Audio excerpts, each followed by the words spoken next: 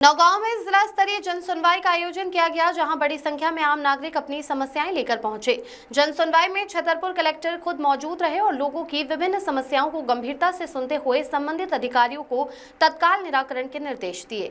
इस दौरान जन सुनवाई में वन विभाग के एसडीओ की गैर मौजूदगी स्पष्ट रूप से महसूस की गई, जिस पर कलेक्टर ने नाराजगी जाहिर करते हुए विभाग की लापरवाही पर कड़ी फटकार भी लगाई। उन्होंने कहा कि जन सुनवाई में सभी विभागीय अधिकारियों की मौजूदगी आवश्यक है ताकि जनता की समस्याओं का तत्काल समाधान हो सके। वहीं कांग्रेस के वरिष्ठ नेता एवं पूर्व विधायक नीरज दीक्षित ने भी जन सुनवाई में भाग लिया और क्षेत्र से जुड़े महत्वपूर्ण मुद्दों को लेकर आवेदन सौंपा। राजेंद्र कुमार की रिपोर्ट। आज छतरपुर मुख्यालय की जगह नौगांव जन सुनवाई की गई है। काफ़ी मामले सुने गए, क्या कैसा निराकरण किया गया और क्या आगे भी ऐसी चीज़ें चलती रहेंगी? आगे आज छतरपुर जिले की जो जन सुनवाई है वो आज नौगांव में संपन्न हुई। सभी विभाग के अधिकारी आज यहाँ मौजूद थे। विभिन्न प्रकार की शिकायतें प्राप्त हुई, अन्य विभागों से संबंधित सभी शिकायतों का चरणबद्ध रूप से निराकरण किया जाएगा और अगली जो जन सुनवाई होगी उसमें इन सबकी समीक्षा भी करी जाएगी। जन सुनवाई में विभिन्न विभागों की समस्याएं, कुछ जमीन के कब्जे से संबंधित शिकायतें थी, कुछ ग्रामीण एरिया की निर्माण से संबंधित मांगे थी। उन सभी शिकायतों का चरणबद्ध रूप से निराकरण करेंगे। मंगलवार को नौगांव में भी जन सुनवाई होती है, लेकिन इस बार छतरपुर से आप लोगों का आना हुआ है। कितना फर्क देखने को आपको मिला?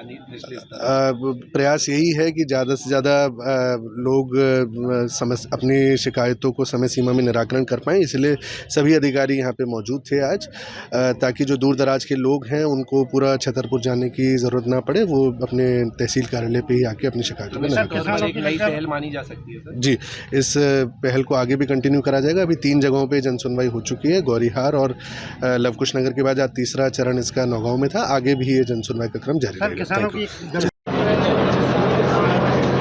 आज आपने ज्ञापन जन सुनवाई में कलेक्टर साहब से शिकायत करेंगे, किन मामलों को लेकर शिकायत करी है और क्या आश्वासन मिला है? लगातार आप देख रहे हैं कि जनपद पंचायत में भ्रष्टाचार की कोई अनियमितता नहीं है। केन बेतवा लिंक परियोजना में प्रधानमंत्री जी द्वारा जब भूमि पूजन किया गया, उस पर खाने और प्रचार प्रसार पर लाखों रुपए की भ्रष्टाचारी हुई है। हमारे नौगांव नगर पालिका का वाटर प्लांट जो गररौली में है, उसमें अवैध तरीके से सागौना काटा गया। दूसरा, जो हमारे अधिक बारिश होने के कारण किसान परेशान हैं, जिनकी फसलें सड़ गई हैं, जिनने बो नहीं पाई हैं, उनको मुआवजा दिलाने के लिए। दूसरा, एक शासन की एक योजना आई है स्मार्ट मीटर लगाने की, जिनके घरों के बिल 200, 400, 500 रुपये आते थे, आज उनके बिल 1500 के ऊपर और 9000 तक आने लगे हैं। इन कई ऐसी चीज़ें हैं जो जिनके बारे में कई नौगांव में भ्रष्टाचार में कई कागज़ गुम हुए हैं, कई रद्दी और फर्नीचर की बिक्री हुई है, उनकी आज तक कोई जानकारी नहीं दी गई है।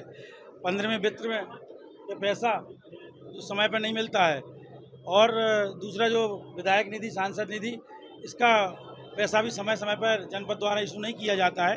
इन सभी चीज़ों को लेके हमने आज यहाँ शिकायत दर्ज की है। उन्होंने कहा है कि हम जाँच करेंगे, क्योंकि गौशालाओं पर भी अवैध कब्जे होते चले जा रहे हैं। उन कब्जों पे कार्रवाई तो होती है कागजों में, लेकिन उन्हें हटाया नहीं जाता है। इन सभी चीज़ों को लेके हम आज यहाँ आए हैं और उन्हें आश्वासन दिया है। अगर वो आश्वासन पे महीने 15 दिन के अंदर खरे नहीं उतरते हैं तो इसी नौगांव एसडीएम कोर्ट के सामने हम एक बड़े आंदोलन के साथ वहाँ बैठेंगे।